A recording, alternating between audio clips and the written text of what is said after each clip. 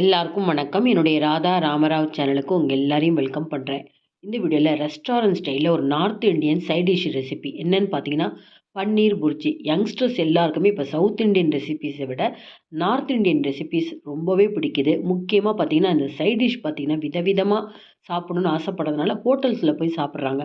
வீட்லேயே ஒரு 200 கிராம் பன்னீர் இருந்தால் பன்னீர் புர்ஜி பண்ணலாங்க. ரொம்ப டேஸ்ட் வைஸ் நல்லாயிருக்கும். முக்கியமாக மிக்சியில் நமக்கு இது எந்த மசாலாவும் அரைக்கணுங்கிற அவசியம் இல்லை. இது பூரி, சப்பாத்தி, ப்ரெட்டு, டோஸ்ட்டு கூட சைட் டிஷ்ஷாக வச்சு சாப்பிட்லாங்க.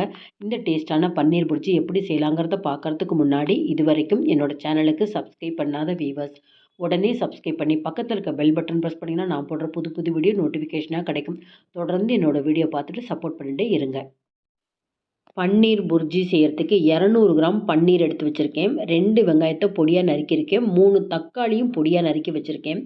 குடமிளகா, ஒரு குடமிளகா எடுத்து சின்ன சின்னதாக நறுக்கியிருக்கேன். 2 பச்சை மிளகா பொடியாக நறுக்கியிருக்கணும். 1 இன்ச்சுக்கு அதிகமாக இஞ்சியை தோல் எடுத்து துருவி இருக்கேன். ஒரு 5 பூண்டையும் எடுத்து தோல் உரிச்சிட்டு துருவி வச்சுருக்கேங்க. மிக்சியே தேவையில்லை இந்த ரெசிபி செய்கிறதுக்கு. இப்போ முதல்ல இந்த காய்கறிகள்லாம் வதக்கிக்கலாம். 2 table spoon cooking oil, 1 table spoon வெண்ணெய் சேர்த்துக்கிறேன். வெண்ணெய் இல்லை அப்படின்னா 1 டேபிள் ஸ்பூன் நெய் கூட சேர்த்துக்கலாங்க. நல்லா வாசனையாக இருக்கும். வெண்ணெய் உருகி எடுத்து 1/2 டீஸ்பூனுக்கு ஜீரகம் தாளிச்சிக்கலாம். ஜீரகம் பொரிஞ்சோடனே நறுக்கி வச்ச அந்த 2 வெங்காயத்தையும் நல்ல ஓரளவு டிரான்ஸ்பரண்ட்டாக நிறம் மாற வரைக்கும் நல்லா வதக்கிக்கணும். இது ஓரளவு நிறம் மாற ஆரம்பித்ததுக்கப்புறம் நம்ம நறுக்கி வச்சுருக்கிற அதாவது குடமிளகாயை தவிர்த்துட்டு பச்சை மிளகாய், இஞ்சி, பூண்டு இது எல்லாத்தையுமே சேர்த்துட்டு இதுவும் நல்லாவே வதங்கணுங்க. இது வதங்கினதுக்கப்புறம் ஒரே 1 டீஸ்பூன் கடலை மாவு சேர்த்துக்கோங்க. இந்த பன்னீர் புர்ஜி பார்த்திங்கன்னா நல்லா காணும். கடலை மாவு சேர்க்கறதுனால நல்லா சேர்ந்துண்டா மாதிரி இருக்கும். இந்த 1 டீஸ்பூன் கடலை மாவை சேர்த்துட்டு நல்லா பச்சை வாசனை போகிற அளவுக்கு எண்ணெயில் நல்லா வதக்கிக்கணும். இப்போ நறுக்கி வச்ச 3 தக்காளியும் சேர்த்துக்கலாம். பொடியாக நறுக்குனா தான் சீக்கிரம் வதங்கும். என்ன போட்டிருக்கோன்றதே தெரியாது, அந்த அளவுக்கு நல்லாயிருக்கும். 3/4 டீஸ்பூன் உப்பு. இந்த பன்னீர் புர்ஜிக்கு தேவையான அளவுக்கு உப்பு சேர்க்குறப்ப சீக்கிரம் உங்களுக்கு தக்காளி நல்லா குழஞ்சி சேர்ந்துட்டா மாதிரி ஆகிடும். கடலை மாவு சேர்க்கறதுனால வாணலி அடியில் பார்த்திங்கன்னா உங்களுக்கு பிடிச்சிக்கும். நம்ம இந்த மாதிரி கிளறப்ப கரண்டியால் கீழே நல்லா அழுத்தி தேய்ச்சி விட்டு நல்லா அந்த மாதிரி தொடர்ந்து வதக்கிட்டே இருக்கணும். ஹோட்டல்ஸில் பார்த்திங்கன்னா நிறைய எண்ணெய் விடுவாங்க. நம்ம அந்த அளவுக்கு எண்ணெய் விடாமல் குறைச்சலான எண்ணெயிலே இந்த மாதிரி வதக்கி எடுத்துக்கலாம். 1/4 டீஸ்பூன் மஞ்சப்பொடி, 1 டீஸ்பூன் மிளகாத்தூள், 2 டீஸ்பூன் மல்லித்தூள் சேர்த்துருக்கேன். ஆனால் மிளகாத்தூள் சேர்த்துட்டு காரம் பொருளை இன்னும் 1/2 டீஸ்பூன் தாராளமாக நீங்கள் சேர்த்துக்கலாம். 3/4 டீஸ்பூன் கரம் மசால் பொடி, இது கூட கொஞ்சமாக கசூரி மெத்தி, அது இலைகளாக இருந்தாலும் சரி இல்லை பவுட்ரு மாதிரி நீங்கள் வச்சுருந்தீங்கன்னா ஒரு 1/2 டீஸ்பூன் சேர்த்துக்கோங்க. இது எல்லாத்தையும் சேர்த்து திரும்பவும் நல்லா வதக்கி எடுக்கணுங்க. நல்லா ஓரளவு வதங்கி பச்சை வாசனை போனதுக்கப்புறம் இப்போ நம்ம நறுக்கி வச்சுருக்க அந்த குடமிளகா சேர்த்துக்கலாம்.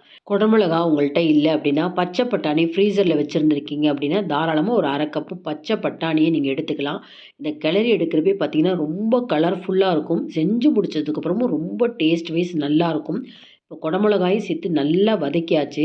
இதுக்கு ஒரு 1/2 கப்பு தண்ணி விட்டு நம்ம ஒரு லிட்டு போட்டு மூடி இந்த குடமிளகா நல்லா வேக விடணும். ஏன்னா பன்னீர் போட்டதுக்கப்புறம் ரொம்ப நேரம் நம்ம கொதிக்க விடக்கூடாது. இப்போ 1/2 கப்பு தண்ணி சேர்த்துக்கிறேன். நம்ம தண்ணி சேர்த்து கொதிக்க வச்சா தான் அடி பிடிக்காமலும் இருக்கும். ஏன்னா கடலை மாவு சேர்த்துருக்கோம் இல்லையா, நம்ம 2 நிமிஷம் மூடி வச்சுட்டா டக்குன்னு அடி பிடிச்சிடும். தண்ணி சேர்த்துட்டு நல்லா மிக்ஸ் பண்ணிவிட்டு ஒரு லிட்டு போட்டு மூடுறேன். எல்லா மசாலாவும் சேர்த்தாச்சு. 2 நிமிஷம் இது கொதிக்கட்டும். இந்த டைமில் நம்ம பன்னீரை துருவிக்க போகிறோம். நான் முதல்ல பார்த்திங்கன்னா முழுசாக அப்படியே பன்னீரை கிரேட்டரில் துருவினேன். துருவுறதுக்கு ரொம்ப கஷ்டமாக இருந்தது. அதனால் 200 கிராம் பன்னீர் எடுத்திங்கன்னா 4 பீஸாக நீல வாக்கில் கட் பண்ணிவிட்டு சின்ன சின்ன பீஸாக எடுத்து நீங்கள் துருவுறப்ப ரொம்ப சுலபமாக இருக்கும்.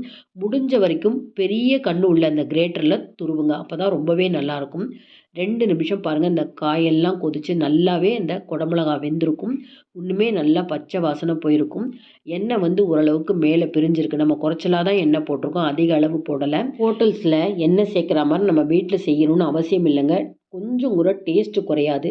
அளவான எண்ணெயில் நம்ம இந்த மாதிரி இந்த ரெசிபிலாம் செஞ்சு முடிக்கலாம். இப்போ லிட்டு எடுத்தப்புறமும் இன்னும் ஒரு முறை கரண்டியால் நல்லா மிக்ஸ் பண்ணியாச்சு இந்த காயை. இப்போ துருவி வச்ச பன்னீரையும் சேர்த்துட்டு ரொம்ப ஜென்டிலாக மிக்ஸ் பண்ணணும். போட்டு கரண்டியால் நம்ம அதெல்லாம் குத்தக்கூடாது. அப்படியே நீளமாக அந்த பன்னீர் அப்படியே தெரியணும். இது பார்த்திங்கன்னா செமி சாலிடாக இருக்கும். நமக்கு குருமா மாதிரி ரொம்ப லிக்யூடாக இருக்காது. பன்னீர் பட்டர் மசாலா மாதிரி ரொம்ப லிக்யூடாக இருக்காது. இந்த மாதிரி சேர்ந்துட்ட மாதிரி தான் இருக்கும். தேவைப்பட்டால் தாராளமாக நீங்கள் கொஞ்சம் தண்ணி விட்டுக்கலாம். நான் வந்து பால் சேர்க்க போகிறேன். நல்லா க்ரீமியாக இருக்கும்னு நினச்சிங்கன்னா ஒரு 10 முந்திரியை கூட வெந்நீரில் ஊற போட்டு நீங்கள் அரைச்சிக்கலாம். நான் மிக்ஸியே யூஸ் பண்ணாமல் செய்கிறதுனால 3 டேபிள் ஸ்பூன் அந்த பால் ஏடோடு சேர்த்து பால் சேர்த்துருக்கேங்க. இதை மிக்ஸ் பண்ணாலே போதும். 2 நிமிஷம் கொதிக்க வச்சுருக்கேன். அவ்வளோதாங்க. இப்போ இந்த ஸ்டேஜில் நான் டேஸ்ட் பண்ணி பார்க்குறப்ப எனக்கு காரம் பொறாமல் இருந்தது. ஏன்னா பன்னீருங்கிறது ஒரு டேஸ்ட்டுமே இருக்காது. அதனால் தாராளமாக நீங்கள் 1½ டீஸ்பூன் மிளகாத்தூள் சேர்த்துக்கோங்க. லாஸ்ட்டாக கொஞ்சம் நான் கொத்தமல்லி சேர்த்துட்டு திரும்பவும் நான் கார்னிஷ்காக அந்த துருவி வச்ச பன்னீர் கொஞ்சம் எடுத்து வச்சேன். இதை சேர்க்குறேன் பாருங்கள். பார்க்குறதுக்கு எவ்வளோ கலர்ஃபுல்லாக இருக்கோ, டேஸ்ட் வைஸ் பார்த்திங்கன்னா அவ்வளோ அருமையாக இருக்கும். இந்த மாதிரி ரெசிபிலாம் நமக்கு செய்ய வராது அப்படின்னு சொல்லிட்டு ஹோட்டலில் போய் சாப்பிட்றத விட இதை கற்றுண்டு வீட்டிலே செய்யுங்க. முடிஞ்ச வரைக்கும் வெளியே சாப்பிட்றத ரொம்பவே தவிர்க்கிறது ரொம்ப ரொம்ப நல்லது. இந்த பன்னீர் புர்ஜிக்கு பார்த்தீங்கன்னா நான் வந்து சோலே பட்டோரி அப்படிம்பாங்க. மைதா மாவில் செய்யக்கூடிய பூரி. அதுக்கு பதிலாக நான் கோதுமை மாவுலேயே இந்த பூரி எப்படி செய்யலான்னு வீடியோ போட்டிருக்கேன். லிங்க் உங்களுக்கு டிஸ்கிரிப்ஷன் பாக்ஸில் தரேன். இந்த மாதிரி பூரிக்கு தான் இன்றைக்கி பன்னீர் புர்ஜியை சைட் டிஷ்ஷாக வச்சு சாப்பிட போகிறோம். ப்ரெட்டுக்கு, சப்பாத்தி, பரோட்டா எல்லாத்துக்குமே இந்த சைட் டிஷ் ரொம்பவே நல்லாயிருக்கும். இந்த வீடியோ பார்த்த உடனே நீங்கள் இந்த ரெசிபி செஞ்சு பாருங்கள். இந்த ரெசிபி பிடிச்சிருந்தா லைக்ஸ் கொடுங்க. கமெண்ட் பாக்ஸில் உங்கள் கமெண்ட்ஸ் போடுங்க. உங்கள் ஃப்ரெண்ட்ஸ் அண்ட் ரிலேட்டிவ்ஸ்க்கு வீடியோவை கண்டிப்பாக ஷேர் பண்ணுங்கள். இது வரைக்கும் என்னோடய சேனலுக்கு சப்ஸ்கிரைப் பண்ணாத வீவர்ஸ் உடனே சப்ஸ்கிரைப் பண்ணி நீங்கள் எப்போதுமே சப்போர்ட் பண்ணிகிட்டே இருங்க. Thank you viewers.